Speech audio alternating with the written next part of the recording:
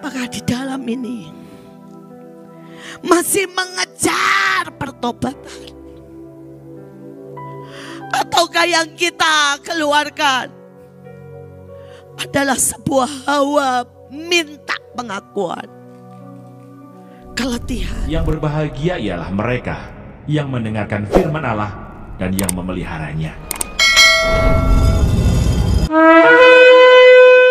Tuhan berkata, dia seringkali liar, menerobos keluar, menyintai dunia. Tapi aku selalu menunggunya. Dan dia akan kubawa untuk mengerti artinya menggembalakan ribuan orang. Saudara, sekali lagi itu pertemuan kita. Dan kemudian sampai saudara hari ini saya melihat pekerjaan Tuhan yang ajaib dalam hidupnya. Hari itu mungkin tidak ada yang percaya bahwa dia akan menjadi ibu gembala, saudara. Saudara, tapi Tuhan jatuh cinta dengan dia. Dan saudara mau tahu, Tuhan cerita sama saya sampai. Aku jatuh cinta ketika dia sangat pengen nari. Hari itu dia tidak punya rebana, tapi dia sangat pengen nari. Sampai dia tidur di dalam mall, saudara. Mallnya ditutup, mallnya dikunci. Dia tidur dan sembunyi di dalam mall. Karena gerejanya ada di mall, saudara. Dan dia pengen menari buat Tuhan. Mungkin saudara tidak pernah melakukan kegilaan itu. Di mana saudara pengen banget nari buat Tuhan. Tapi saudara tidak punya rebana. Bukan tim musik, bukan tim tari. Dan saudara sembunyi sampai semua orang pulang. Dan kemudian saudara menari buat Tuhan sendiri. Tapi saya berkata, satu tindakan itu membuat Tuhan jatuh cinta. Dan Tuhan cerita loh sama saya. Dan Tuhan bilang, sampai kapanpun aku selalu menantikan tarian cintanya. Tarian yang keluar dari passion. Bahkan ketika tidak ada satu lampu pun yang menyala. Itu tarian terindah yang aku lihat. Saya tidak tahu tahun depan seberapa saudara bertemu dengan orang-orang yang di luarnya mungkin tidak seperti yang kita lihat. Tapi Tuhan mulai berkata di hati kita, dia orang yang kucintai. Dia orang yang tahu artinya mengejar aku. Dia orang yang berani meletakkan. Dan bisakah kita tahun depan menggemakkan gema cinta? Yaitu apa? Saling mendukung. Saling meluruskan jalan. Saling menggendong. Saling mengingatkan. Sampai kita semuanya sama-sama sampai di puncak destiny. Lakukan pekerjaan-pekerjaan yang orang tidak suka. Lakukan pekerjaan yang tidak ada yang tepuk tangan. Lakukan pekerjaan yang kotor. Ketika kita mungkin harus mengaku salah, padahal yang bersalah orang lain. Ketika kita harus bayar, padahal yang berutang orang lain. Saudara, itulah pekerjaan gema cinta. Membuka jalan. Membuka jalan. Sekali lagi, saudara, setiap kali saya melakukan itu, saya tahu mata Tuhan yang membinar. Saya ngomong bukan karena saya mau pamer, tapi saya berharap tahun depan ada ribuan orang yang akan bersama-sama saya menjadi orang yang membuka jalan buat saudaramu, buat keluargamu, anak buahmu sampai di puncak destiny. Saudara, hari itu saya ditelepon seseorang dan orang itu berkata, "Bu, Ada orang pakai nama Bu Iin, pakai potret dia bersama Bu Iin, mengajukan proposal dan proposal hutang, saudara. Saudara, dan singkat cerita dia berhutang 5 juta, saudara. Tapi itu kejadiannya 30 tahun yang lalu. Jadi 5 juta itu gede hari itu, saudara.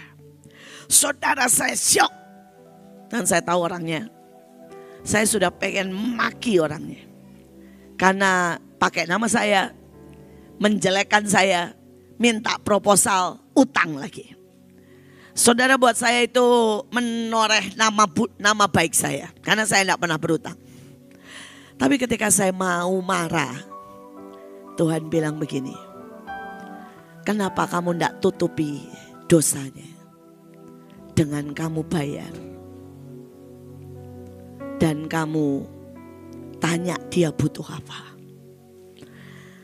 Saya menghela nafas dan saya bilang, oke. Toh saya sudah janji. Saya akan menggendong saudara-saudara saya. Saya akan menggendong anak-anak Tuhan. Saya akan membersihkan setiap kotoran mereka. Dan sampai kapanpun itu pekerjaan yang saya pilih. Karena saya tahu itulah gema cinta yang saya bisa naikkan. Saudara, dan hari itu saya bayar 5 juta walaupun itu menghabiskan semua tabungan saya. Saudara, bahkan saya tanya, ternyata dia butuh, keluarganya sakit, bla bla bla. Saya bayarin lagi, saudara. Sampai hari itu sebenarnya kami gak punya uang untuk makan.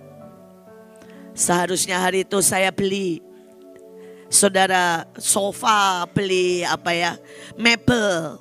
Saudara, saya tuh gak pakai, jadi di rumah saya kosong melompong. Saudara, cuma kasur. Bahkan saudara ya, saya masak itu mesti bersila. Karena cuma punya saudara kompor kecil dan tidak ada sama sekali dapurnya.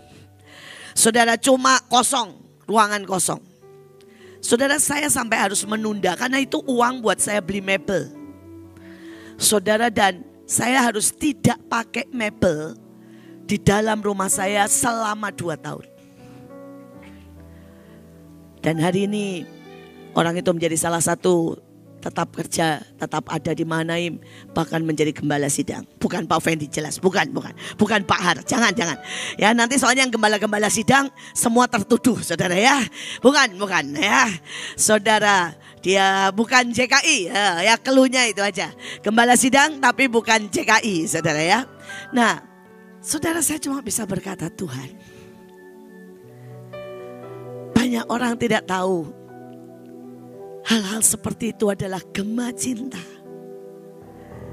yang Tuhan sangat-sangat suka. Tapi banyak orang selalu melihatnya, kalau salah harus ditegur. Saudara, kalau salah harus ya kita keras. Betul, satu sisi betul. Tapi satu sisi ada momen-momen tanpa saudara perlu tahu, tanpa orang lain perlu tahu. Mari peluk, gendong, bawa, buka jalan. Sampai seseorang naik, masuk ke puncak destiny. Saudara, kita lihat gema yang ketiga. Yohanes memakai jubah bulu unta, ikat pinggang kulit, makanannya belalang dan madu hutan. Saudara, ketika sampai di sini, Tuhan itu menatap saya dengan senyum dan berkata, terima kasih Mahanaim. Terima kasih Hananeel. Karena Engkau memberikan gema cinta kerja keras sepanjang tahun ini. Dan Kau menaikkan anggur manis. Itulah gema cinta dari madu hutan dan jubah bulu unta. Saudara, unta adalah binatang yang terkenal kerja keras. Dia sanggup membawa beban sangat banyak. Dia sanggup melewati padang gurun bermil-mil tanpa berhenti. Saudara, tapi itu digabung dengan madu hutan. Tahukah saudara, madu hutan dalam madu yang sangat manis, tapi juga sangat sehat. Dan itu mengobati begitu banyak saudara penyakit.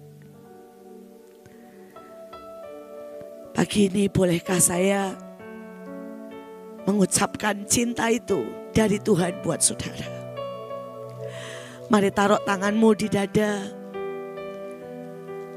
Dan saya akan sampaikan apa yang Tuhan bilang. Terima kasih nak, buat setiap pengorbanan sepanjang tahun ini. Baik uang, baik tenaga. Terima kasih buat kemanisan yang Engkau pilih, Engkau naikkan. Seberapapun Engkau luka. Terima kasih buat setiap pelukan kepada saudaramu. Ketika saudaramu melukai, memfitnah, menyalahkan, menyakiti. Terima kasih nak, buat setiap jam-jam di mana Engkau tidak sempat tidur dengan baik. Jam-jam di mana Engkau meletakkan uang, bahkan Engkau sendiri sangat mepet. Terima kasih. Kau meninggalkan keluarga. Engkau meninggalkan kenyamanan untuk melakukan semua. Terima kasih karena itu gema cinta yang selalu aku cium. Terima kasih buat gema cinta iman, percaya. Terima kasih buat gema cinta mengalah, mengerti, tunduk.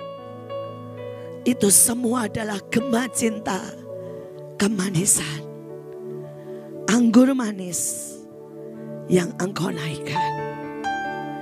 Biar di malam Natal ini, di hari-hari Natal, kembali. Dan biarlah Kau tahu betapa Tuhan menyintaimu. Semuanya naik begitu kuat. Dan Dia sedang ada di tengah-tengah saudara, mengerami, mencium keningmu, memegang bahumu. Terima kasih. Itu yang Tuhan katakan hari ini buat saudara. Kita teruskan. Matius 3 ayat 5 dan 6. Maka datanglah seluruh penduduk Yerusalem. Lalu sambil mengaku dosanya, mereka dibaptis oleh Yohanes di sungai Yordan. Saudara, ada sebuah gema pertobatan. Dan itu adalah kesukaan Tuhan. Saudara, salah satu yang Tuhan sangat suka ya, dari hidup saya maupun dari beberapa orang, termasuk dari Leo, dari Burut, adalah gema pertobatan. Saya bukan orang yang bisa memberi yang terbaik buat Tuhan. Saya nggak bisa berdoa seperti Bu Nani berjam-jam. Saya boleh minta tisu? Di mana ya tisu? Oh ya, nggak kelihatan, sorry.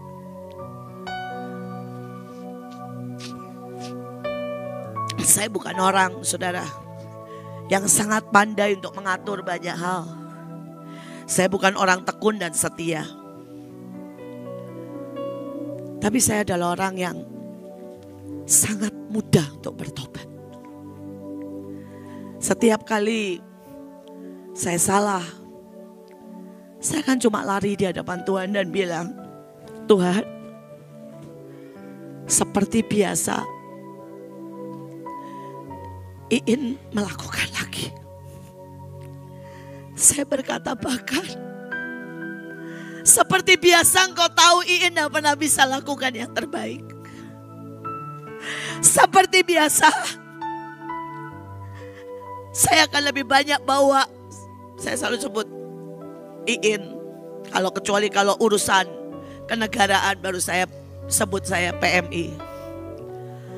Saya berkata, Ian akan sekali lagi cuma membawa kegagalan, membawa anggur asam, selalu akan membawa semua ketidaksiaan, kekotoran yang ada di Mahanaim, kemarahan. Tapi saya selalu bilang, tapi saya cuma tahu ada jutaan pengampunan, ada triliunan kasih setia, ada saudara mega triliun, saudara belas kasihan yang selalu dia curahkan. Dan saya akan selalu ciumin kakinya dengan berkata, jangan pernah berhenti memproses. Bahkan jangan pernah berhenti memukul. Jangan pernah berhenti mengorek semua yang di dalam. Kalau yang di dalam masih ada kesombongan, kemarahan, kesakitan, korek semuanya. Dan sekalipun kau harus memukulku beribu kali, just do it. Sampai emas, kemuliaan, keindahan, ujungnya kau dapati. Masih adakah cerita itu di hidup kita? Ataukah cerita kita justru berkata, jangan sentuh. Aku tidak mau dipukul. Aku sudah terlalu letih. Bukankah aku sudah beri yang terbaik dan engkau selalu berkata salah? Apakah di dalam ini masih mengejar pertobatan? Ataukah yang kita keluarkan adalah sebuah hawa minta pengakuan, keletihan, kesombongan? Saya tidak tahu dengan saudara, tapi saya tahu siapa saya, siapa Mahanaim. Di tengah anggur manis, berapa banyak yang marah, berapa banyak yang berzina, berapa banyak saudara yang mencuri, berapa banyak yang melukai saudaranya. Dan setiap kali saya cuma berkata, Tuhan, hamba-Mu ini tidak pernah bisa beri yang terbaik. Ini istilah saya dengan Tuhan.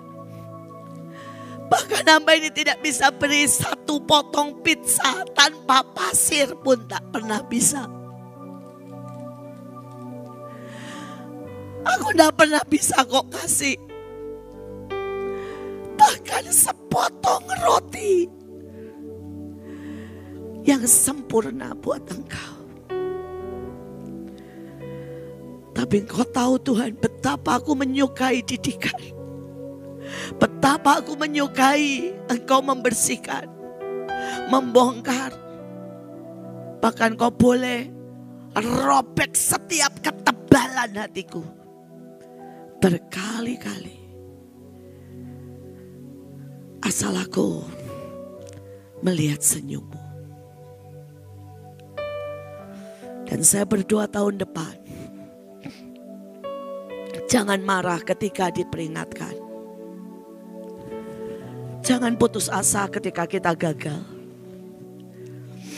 Mungkin ketika anak buah kita jatuh dalam dosa.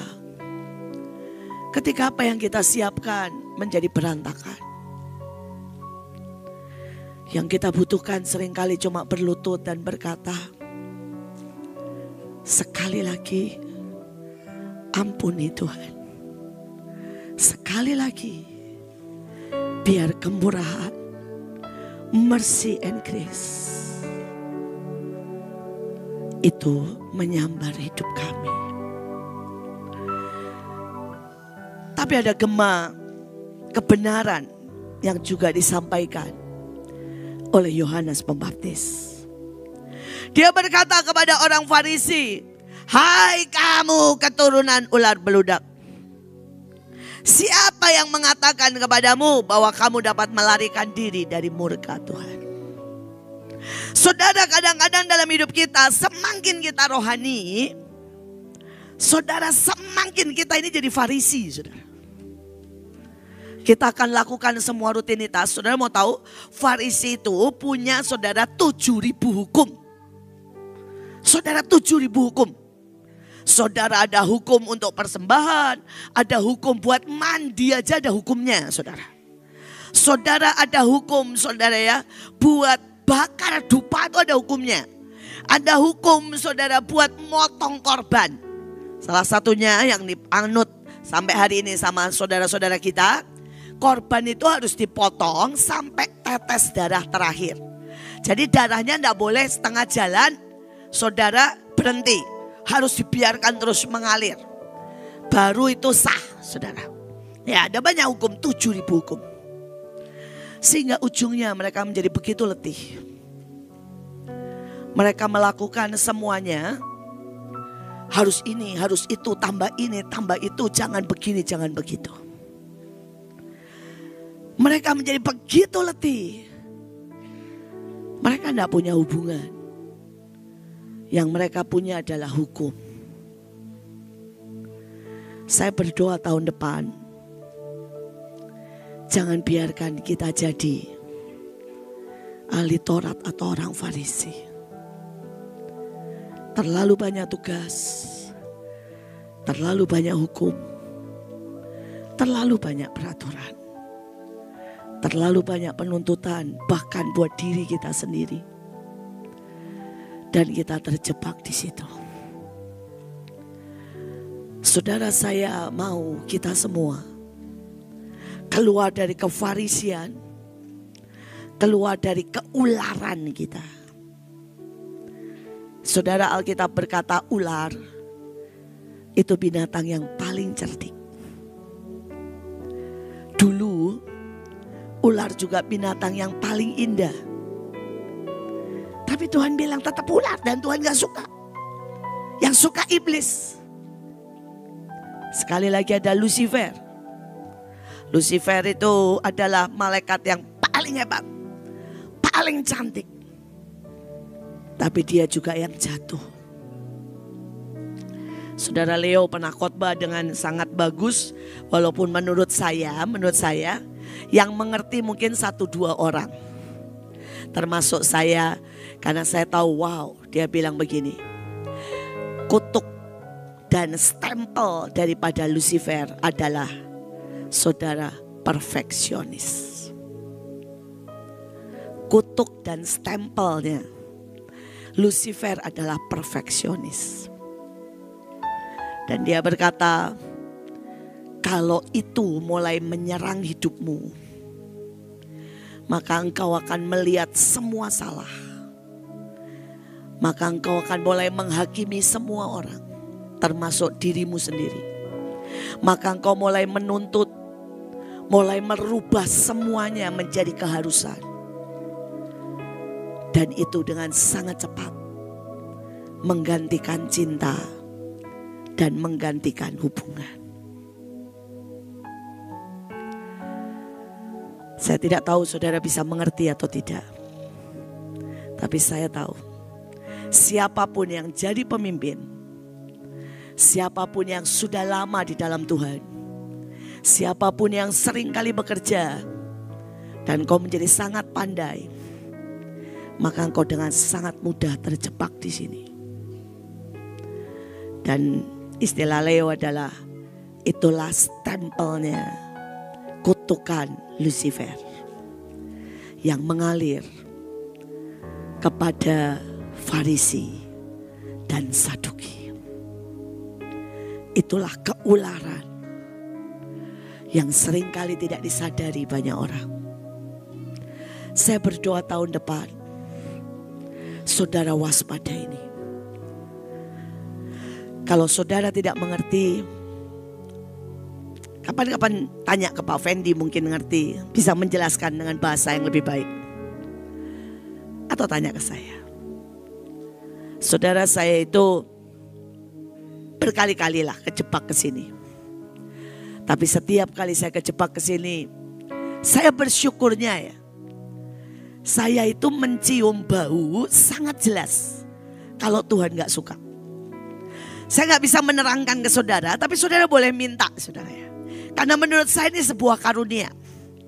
Dan menurut saya ini karunia yang menurut saya ya keren banget. Ya. Saudara, saya ini di kebaktian atau dimanapun, saudara kalau saya masuk, saya akan langsung tahu. Sama orang juga sama. Ada bau yang saya tahu ini Tuhan gak suka. Yang ini Tuhan suka. Kalau saudara mau gambarkan ya, ini karunianya yang di saya ya.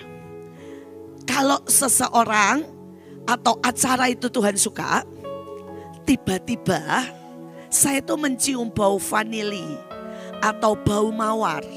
Saudara, yang itu bergerak. Baik di ruangan atau saudara di orang itu. Seperti muter ini. Set, set, saudara. Tapi kalau saudara ya, saya ketemu orang atau di satu kebaktian, saudara saya mencium, maaf ya, bau tai saudara. Maaf. Walaupun itu tipis sekali. Bau kotoran. Saudara saya tahu. Something. Atau bau keringat yang, kalau saudara tahu ya keringat yang bau itu loh. Saudara tipis, bukan karena bau badan, bukan. Saya langsung tahu. Ada kedagingan. Ada kesombongan, kemarahan. Ada sesuatu yang Tuhan nolak. Dan Tuhan akan mundur. Seperti ketika dia melihat Saul. Dia tidak tahan. Dengan kemarahan Saul. Irinya. Saudara minder. Saudara minder yang aneh. Dia dicintai. Dia punya semuanya. Sampai Alkitab cuma ngomong begini satu kali loh. Bukankah semua yang diingini orang Israel ada padamu? Tapi yang keluar dari hidupnya cuma tidak pernah bisa dicintai dan menyintai.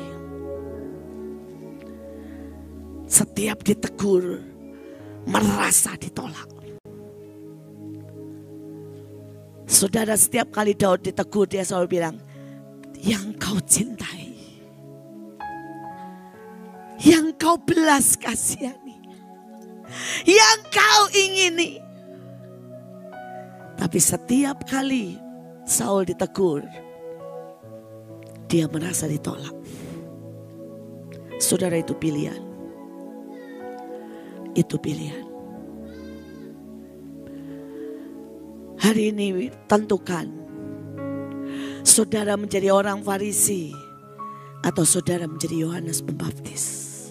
Yohanes Pembaptis itu anak imam loh saudara. Jadi dia Farisi seharusnya. Tapi dia menjadi orang yang besar di hadapan Allah. Dulu kita suka guyon. Saudara kita bilang begini, Mahanaim itu pelacur. Tapi model Pak Fendi, model beberapa orang itu ahli Taurat kata saya.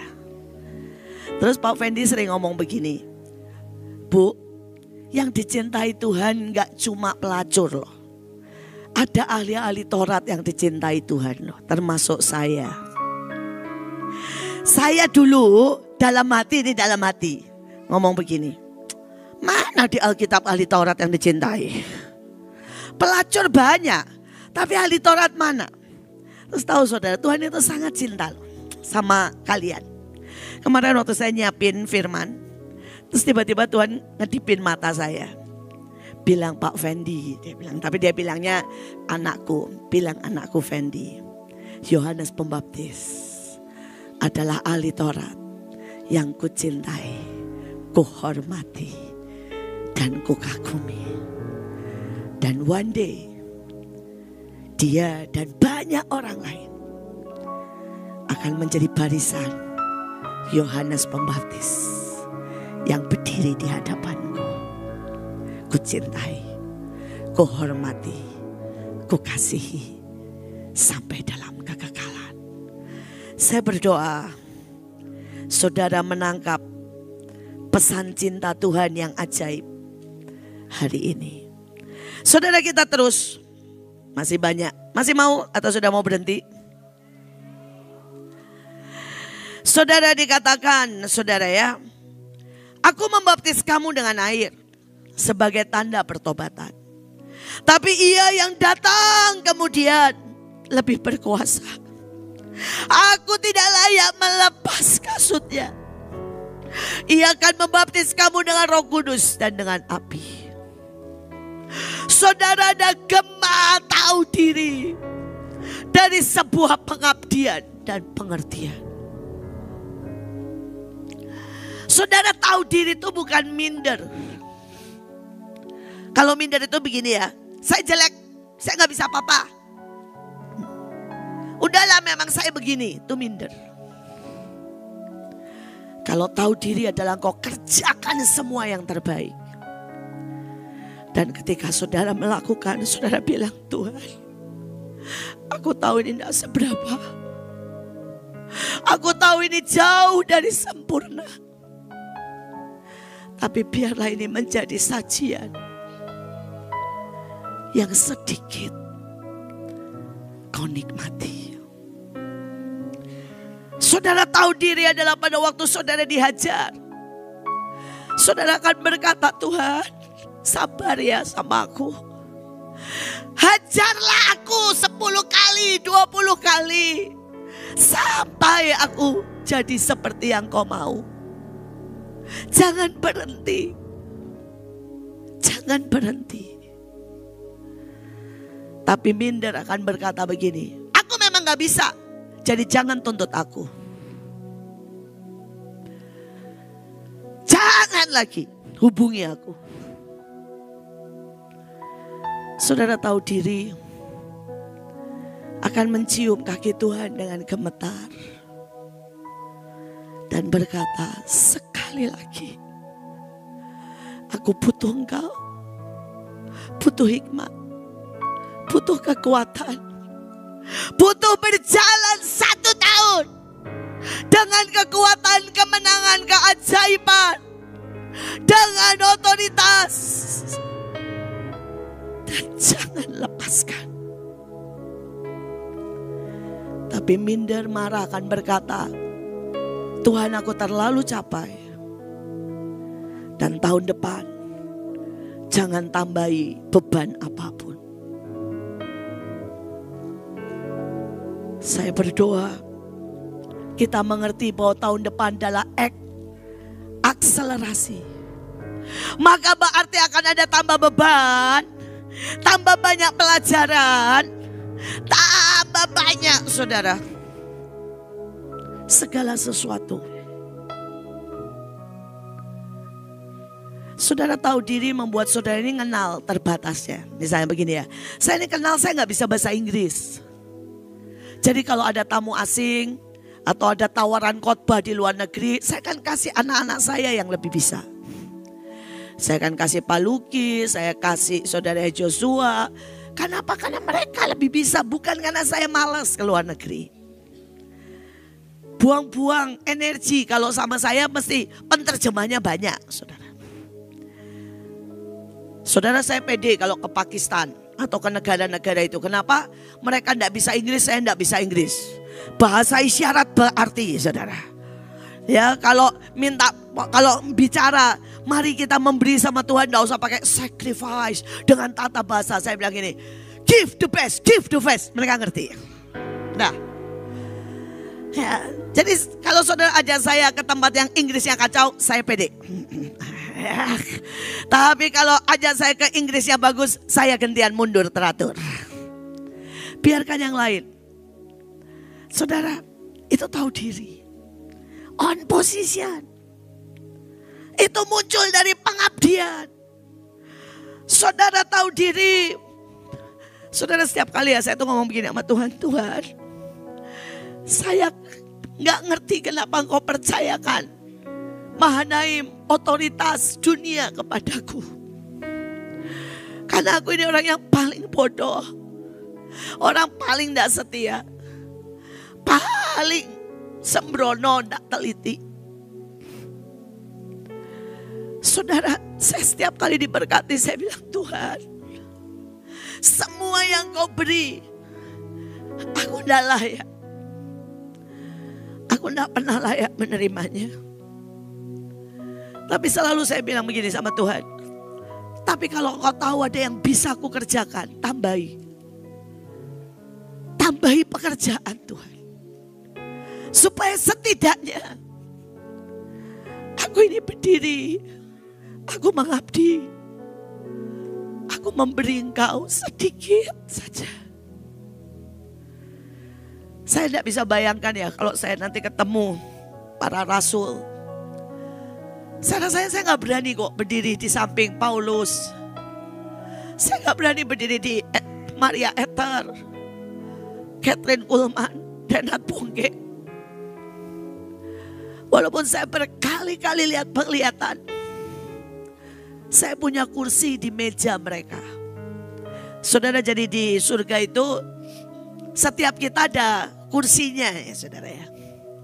Ada kursi tempat semua penyembah. Saudara, penyembah itu punya tempat keren, saudara ya, keren. Tempat mereka latihan ataupun kalau di pesta itu ada khusus tempatnya.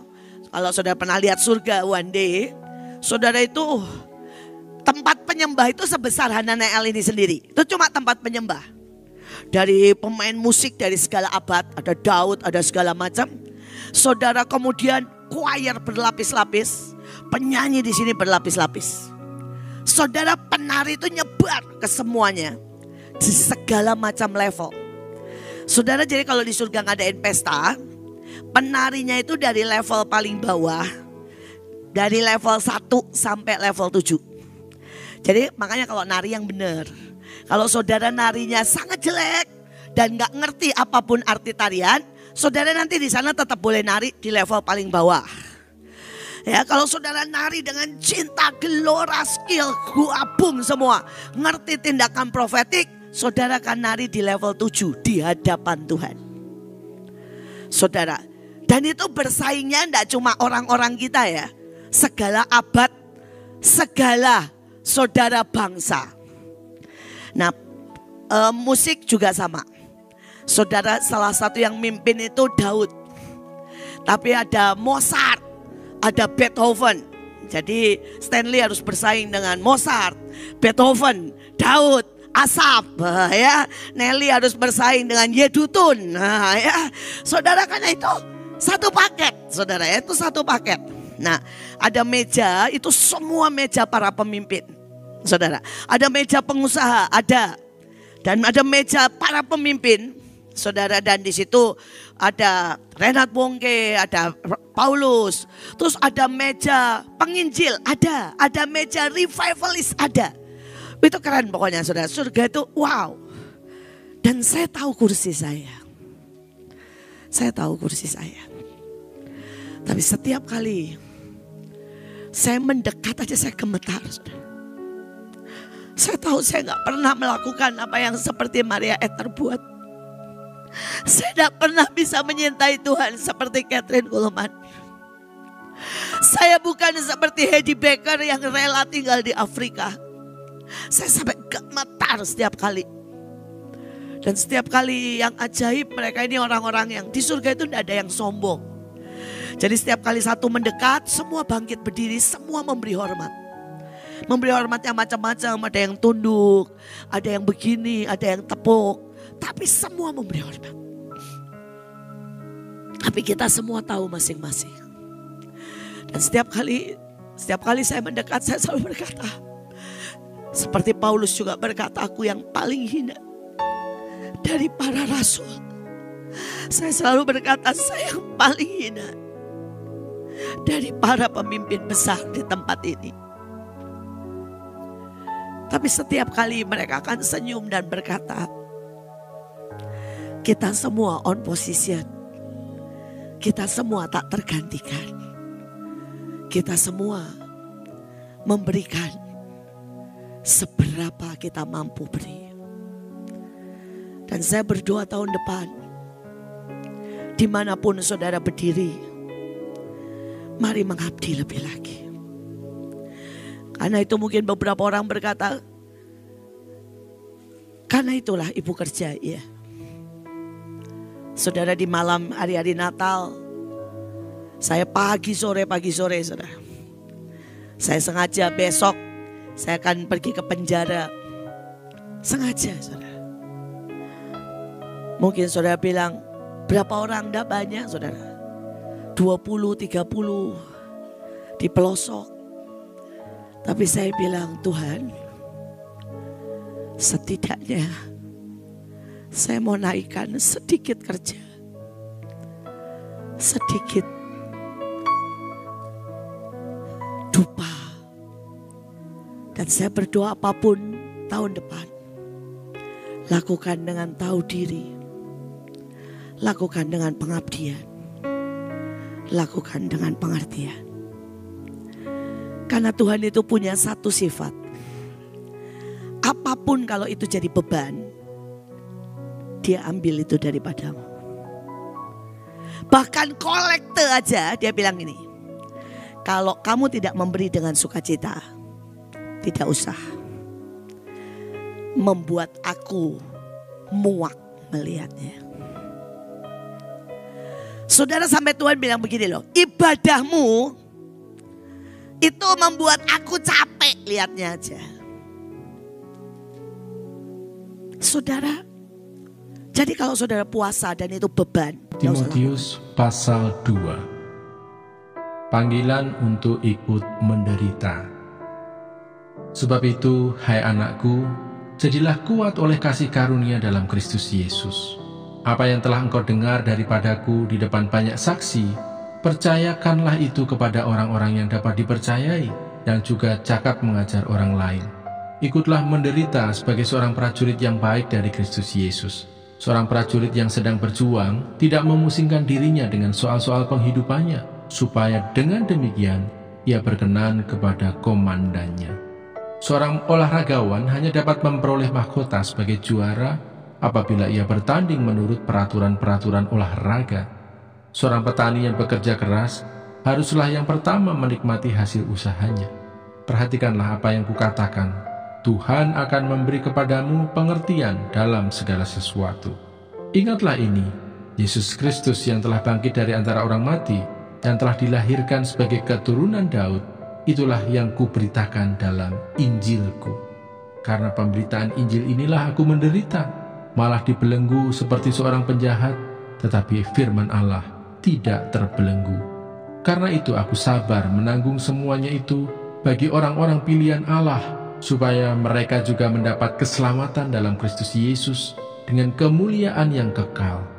Benarlah perkataan ini, jika kita mati dengan Dia, kita pun akan hidup dengan Dia. Jika kita bertekun, kita pun akan ikut memerintah dengan Dia. Jika kita menyangkal Dia, Dia pun akan menyangkal kita. Jika kita tidak setia, Dia tetap setia, karena Dia tidak dapat menyangkal dirinya. Nasihat dalam menghadapi pengajar yang sesat. Ingatkanlah dan pesankanlah semuanya itu dengan sungguh-sungguh kepada mereka di hadapan Allah, agar jangan mereka bersilat kata, karena hal itu sama sekali tidak berguna, malah mengacaukan orang yang mendengarnya. Usahakanlah supaya engkau layak di hadapan Allah sebagai seorang pekerja yang tidak usah malu, yang berterus terang memberitakan perkataan kebenaran itu. Tetapi hindarilah omongan yang kosong dan yang tak suci, yang hanya menambah kefasikan. Perkataan mereka menjalar seperti penyakit kanker. Di antara mereka termasuk Himeneus dan Filetus, yang telah menyimpang dari kebenaran dengan mengajarkan bahwa kebangkitan kita telah berlangsung dan dengan demikian merusak iman sebagian orang. Tetapi dasar yang diletakkan Allah itu teguh, dan meterainya ialah Tuhan mengenal siapa kepunyaannya, dan setiap orang yang menyebut nama Tuhan hendaklah meninggalkan kejahatan. Dalam rumah yang besar bukan hanya terdapat perabot dari emas dan perak, melainkan juga dari kayu dan tanah. Yang pertama dipakai untuk maksud yang mulia, dan yang terakhir untuk maksud yang kurang mulia. Jika seorang menyucikan dirinya dari hal-hal yang jahat, ia akan menjadi perabot rumah untuk maksud yang mulia. Ia dikuduskan, dipandang layak untuk dipakai tuannya, dan disediakan untuk setiap pekerjaan yang mulia. Sebab itu jauhilah nafsu orang muda, kejarlah keadilan, kesetiaan, kasih, dan damai bersama-sama dengan mereka yang berseru kepada Tuhan dengan hati yang murni. Hindarilah soal-soal yang dicari-cari, yang bodoh dan tidak layak. Engkau tahu bahwa soal-soal itu menimbulkan pertengkaran, sedangkan seorang hamba Tuhan tidak boleh bertengkar, tetapi harus ramah terhadap semua orang. Ia harus cakap mengajar, sabar, dan dengan lemah lembut dapat menuntun orang yang suka melawan. Sebab mungkin Tuhan memberikan kesempatan kepada mereka untuk bertobat dan memimpin mereka sehingga mereka mengenal kebenaran, dan dengan demikian mereka menjadi sadar kembali karena terlepas dari jerat iblis yang telah mengikat mereka pada kehendaknya. 2 Timotius pasal 3. Keadaan manusia pada akhir zaman. Ketahuilah bahwa pada hari-hari terakhir akan datang masa yang sukar. Manusia akan mencintai dirinya sendiri dan menjadi hamba uang. Mereka akan membual dan menyombongkan diri. Mereka akan menjadi pemfitnah. Mereka akan berontak terhadap orang tua dan tidak tahu berterima kasih, tidak mempedulikan agama, tidak tahu mengasihi, tidak mau berdamai, suka menjelekkan orang, tidak dapat mengekang diri, garang, tidak suka yang baik, suka mengkhianat, tidak berpikir panjang, berlagak tahu, lebih menuruti hawa nafsu daripada menuruti Allah. Secara lahiriah, mereka menjalankan ibadah mereka, tetapi pada hakikatnya mereka memungkiri kekuatannya. Jauhilah mereka itu, sebab di antara mereka terdapat orang-orang yang menyelundup ke rumah orang lain dan menjerat perempuan-perempuan lemah yang syarat dengan dosa dan dikuasai oleh berbagai-bagai nafsu, yang walaupun selalu ingin diajar, namun tidak pernah dapat mengenal kebenaran. Sama seperti Yanes dan Yambres menentang Musa, demikian juga mereka menentang kebenaran. Akal mereka bobrok dan iman mereka tidak tahan uji. Tetapi sudah pasti mereka tidak akan lebih maju, karena seperti dalam hal Yanes dan Yambres, kebodohan mereka pun akan nyata bagi semua orang. Iman bertumbuh dalam penganiayaan dan dalam pembacaan kitab suci. Tetapi engkau telah mengikuti ajaranku, cara hidupku, pendirianku, imanku, kesabaranku, kasihku, dan ketekunanku. Engkau telah menderita penganiayaan dan sengsara seperti yang telah kuderita di Antiokhia dan di Ikonium dan di Listra. Semua penganiayaan itu kuderita dan Tuhan telah melepaskan aku daripadanya. Memang setiap orang yang mau hidup beribadah di dalam Kristus Yesus akan menderita aniaya. Sedangkan orang jahat dan penipu akan bertambah jahat, mereka menyesatkan dan disesatkan. Tetapi hendaklah engkau tetap berpegang pada kebenaran yang telah engkau terima dan engkau yakini, dengan selalu mengingat orang yang telah mengajarkannya kepadamu. Ingatlah juga bahwa dari kecil engkau sudah mengenal kitab suci yang dapat memberi hikmat kepadamu dan menuntun engkau kepada keselamatan oleh iman kepada Kristus Yesus. Segala tulisan yang diilhamkan Allah memang bermanfaat untuk mengajar, untuk menyatakan kesalahan, untuk memperbaiki kelakuan, dan untuk mendidik orang dalam kebenaran. Dengan demikian, tiap-tiap manusia kepunyaan Allah diperlengkapi untuk setiap perbuatan baik. 2 Timotius pasal 4. Penuhilah panggilan pelayananmu. Di hadapan Allah dan Kristus Yesus yang akan menghakimi orang yang hidup dan yang mati, aku berpesan dengan sungguh-sungguh kepadamu demi penyataannya dan demi kerajaannya. Beritakanlah firman, siap sedialah baik atau tidak baik waktunya. Nyatakanlah apa yang salah, tegurlah dan nasihatilah dengan segala kesabaran dan pengajaran. karena akan datang waktunya. Orang tidak dapat lagi menerima ajaran sehat, tetapi mereka akan mengumpulkan guru-guru menurut kehendaknya untuk memuaskan keinginan telinganya. Mereka akan memalingkan telinganya dari kebenaran dan membukanya bagi dongeng. Tetapi kuasailah dirimu dalam segala hal, sabarlah menderita, lakukanlah pekerjaan pemberita Injil, dan tunaikanlah tugas pelayananmu. Mengenai diriku, darahku sudah mulai dicurahkan sebagai persembahan, dan saat kematianku sudah dekat. Aku telah mengakhiri pertandingan yang baik, aku telah mencapai garis akhir, dan aku telah memelihara iman.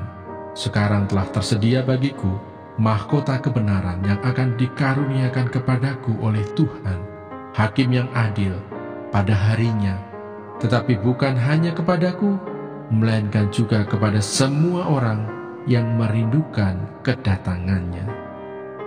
Pesan terakhir, berusahalah supaya segera datang kepadaku, karena Demas telah mencintai dunia ini dan meninggalkan aku.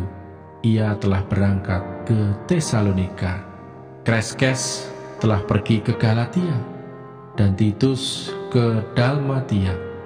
Hanya Lukas yang tinggal dengan aku. Jemputlah Markus dan bawalah ia kemari, karena pelayanannya penting bagiku. Tikhikus telah kukirim ke Efesus. Jika engkau kemari, bawa juga jubah yang kutinggalkan di Troas di rumah Karpus, dan juga kitab-kitabku, terutama perkamen itu. Alexander, tukang tembaga itu, telah banyak berbuat kejahatan terhadap aku. Tuhan akan membalasnya menurut perbuatannya. Hendaklah engkau juga waspada terhadap dia, karena dia sangat menentang ajaran kita. Pada waktu pembelaanku yang pertama, tidak seorang pun yang membantu aku. Semuanya meninggalkan aku. Kiranya hal itu jangan ditanggungkan atas mereka.